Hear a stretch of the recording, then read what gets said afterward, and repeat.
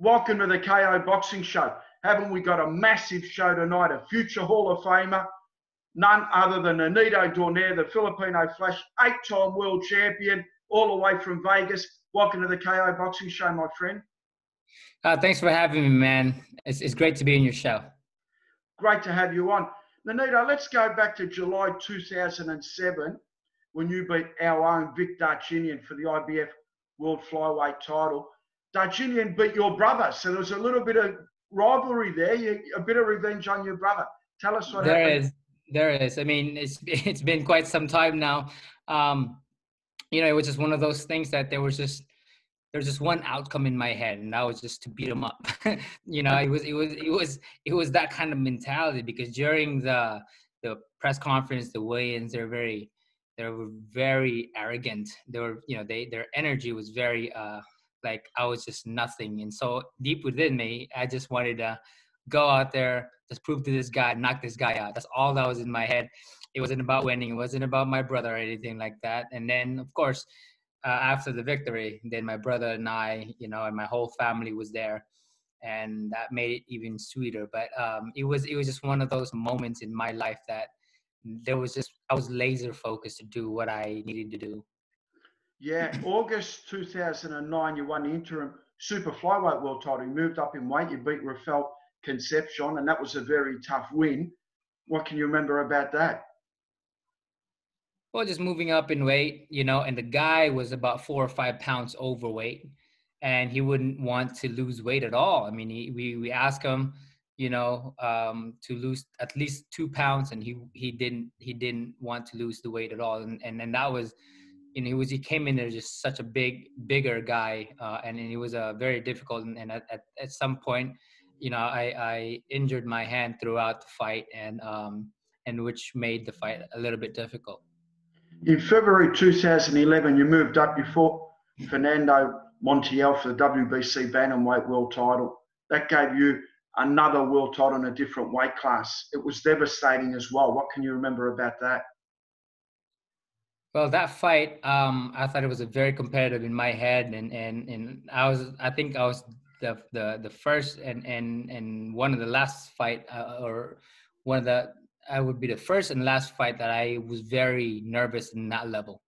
At that fight, I was very, very, very nervous. I mean, knowing that it was Montiel, he defeated everybody in that division, and he was a star in that division, very powerful fighter. But we came out there and executed the game plan. But yeah, I remember that fight. I was very, very nervous in that fight. February 2012, again, you moved up in weight and won a WBA Super Bantamweight world title against Wilfredo Vasquez Jr. What can you remember about that fight? The only fight, that was the only fight, or the only press conference or face-to-face that I got into somebody, I've always just been very cordial, but during the time he came in and grabbed my hat, and there was a little scuffle here and there, and I just came out there very angry as well, because of the fact that I just wanted to take this guy out, but he came out, very tough. Yeah. Also, after that fight in April 2013, you fought Rigondeaux. What can you remember about fighting a tough Cuban gold medalist, one of the legends of boxing, Rigondeaux? I thought at that time I was nearing the end of my career. After the Arce fight, I thought that I was done for me. And we were offered a good deal for that fight, so we ended up going to that fight. And when I didn't come out on top for the first time in about 12 or 13 years, I figured to myself that I still do want to be in this game, and this is why I'm still here. Okay. In May 2014, you stepped up to featherweight, WBA featherweight world title up against Simpwiwi Vetijika, and you won that title very well, and that was at featherweight. Must have meant a lot to you to step up. Now you've gone from flyweight to featherweight to win world titles. It was just, it was one of those moments in my life that I was just kind of going with the flow, just trying to see where I want to be. Do I still want to box? But then I don't want to leave the game in ways that I'll regret it in the future. So I just kind of try to figure out where I want to be. And fortunately, I was victorious in those fights against 58 pound. You won world titles in 5 different weight classes, and you were sort of heading towards the same way as Manny Pacquiao, but when you probably got to featherweight, because back then it was an unfair comparison, but a lot of the boxing fans, because Manny's from the Philippines, you're from the Philippines, similar part of the Philippines, there was this comparison, and you're 5'7", he's 5'6", big guys in the lighter weights with a lot of power, and you were kind of looking to maybe keep going to see where you were going, but you probably realised at featherweight, that's as far as I'm going to go. Then you drop back to bantamweight, and obviously you had success. In November 2019, you fought Iuni for the WBA bantamweight world title. What can you remember about that fight? Because it was fight of the year, and at one stage, I think you cracked his eye socket, you had him injured. It looks like you were going to cause a major upset, what the average fan thought, because he was considered an indestructible fighter. But you were like this, pound for pound future Hall of Fame. It was a great matchup as far as mix goes. And you hurt him bad in that fight. What can you remember? I thought that was a very fun fight. I was very focused in that fight. And one thing I made a lot of realization in that fight of where I was in boxing, and something I've lost along the way after conceding to retire in 2012 was my killer instinct. When I heard Inoue and all the guys previous to him as well, when I heard them, I didn't come out there like I usually do, which is to go out for broke, to go out and knock the guys out, take away all the defense, just go all offensive. And that's something that I've lost. And I realized that in that fight, that my killer instinct was something that I was missing. And that's something that I was very excited for this coming fight. But unfortunately, things happened. But I was very excited because I felt that I was coming back and realizing what I need to do in bringing back that killer instinct all over again and bring back the youth that I've always had, because right now I've just been really pacing, just being very smart about things and just being an experienced fighter, Yeah. Off camera, I spoke to your lovely wife, Rachel, and this is the next thing. You had that WBC world title lined up and you had a false COVID test. And Rachel was saying, people don't realise that we've got elderly people in our family, and it was such a panic and it was such a traumatic situation to realise that you tested positive, but it was a false positive. You're always negative. What are some of the thoughts going through your mind having experienced that? It was very difficult because I had to stay away from my kids. I had to stay away from my wife. I mean, again, I was alone in my own room, in my own house. She was alone in her whole house here, and I had to put the kids away. And at the same time, we did test everybody. My wife was always with me to help me out, and she tested negative the whole way through. 4 or 5 times, and we tested the kids as well 2 times. They were all negatives. My in-laws or the people that was around us or around me, they were all negative. And I came out negative as well. But the unfortunate thing is they won't retest me to prove to them that I can fight, that I am negative, and that was some type of mistake. What happens now as far as compensation for you? Obviously, you went through a whole training camp. It was promoted. You put your money in. Rachel was saying, she spent her own money just getting everyone tested and doing all the procedures. It must be an empty feeling for you at the moment. Well, I've had fights falling off here and there in the past, and it's not like I'm not gonna get another fight coming.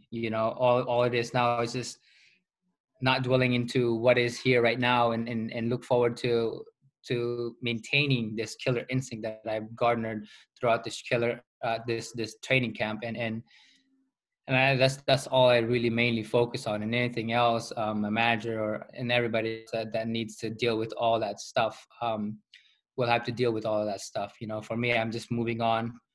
I trained today. I sparred 2 last week. 12 rounds, and I'm gonna go back into it. Start at 8 and 10, and just maintain the cardio and stamina. So that's pretty much what I'm looking at right now. Is just enjoying the holidays first, and then secondly, just maintaining everything that I've got and not lose it. And if I do fight somewhere in January or February, I'll be ready 100%. No, great attitude, Nonito. Before we sign you off, we always sign off with a funny boxing story. And I remember one time you told me you and Manny were at a Japanese restaurant. You looked out and the car caught on fire or something like that.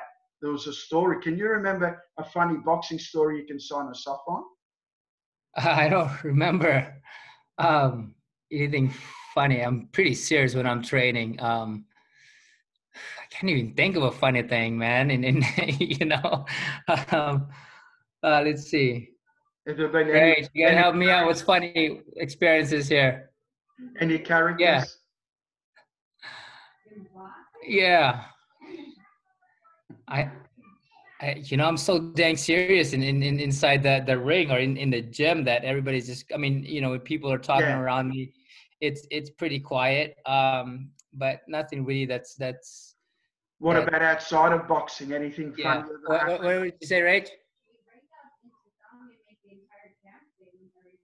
Well, I mean, that's a known for me is that I've always, there's times when I'm like finishing up camp or something like that, and I break out into songs and I have everybody sing. That's a mandatory for me. Everybody has to sing. What's your favorite song at the Well, moment? there's a lot of songs, but they have songs like "Sweet Caroline" and all that stuff where Yeah. everybody can participate. Even some boy band songs and stuff like that. But my training camp at the end is always musical. No, thank you, Nonito. And who's training you, managing you, and promoting you now? Is it still the same team, or have you got a new team? It's well, my manager is going to be my wife still, and everybody Yeah. else, that we kind of work with. But at the same time, it's very difficult this time having a trainer that is willing to just stay put. And so I have a guy that his name's Tony Diaz, and he's helped me out a lot. He's an MMA fighter, but he's holding mitts for me and a little sparring here and there, because it's just very difficult to put people in, and because of COVID, that anything can happen. And like my experience now, one test can really blow you out for 6 weeks. So we've been really careful, but unfortunately, I still tested, positive, that I've proven to be negative. Yeah. But So a positive, negative. yeah, but at least we kind of have a new way to really put things together. We shut down everything. We shut down the whole gym, and there's just one guy or two person that comes in, and if I get a guy who needs to spar, we test them beforehand and stuff like that. Nonito, thank you for your time, my friend, and for all your fans around the world. We're all looking forward to seeing you in January or February. Keep up the awesome work. You're a future Hall of Fame, 8-time world champion, and please say hello to your dad as well. He's a great man, and I get on really well with your dad. I hope he's well. They're all well. They're all well. I talked to him a few days ago, and he's well. They're just being careful here and there. I just, again, look forward to next year. We're all looking forward to next year after what's happening this year. But again, best wishes to everybody out there. Peter, thanks for having me in your show. And to everyone out there, just look forward. Keep looking forward. There's always going to be a brighter days ahead of us. So God bless. Happy God bless, holidays. my friend. Thank you for your time. Thank you.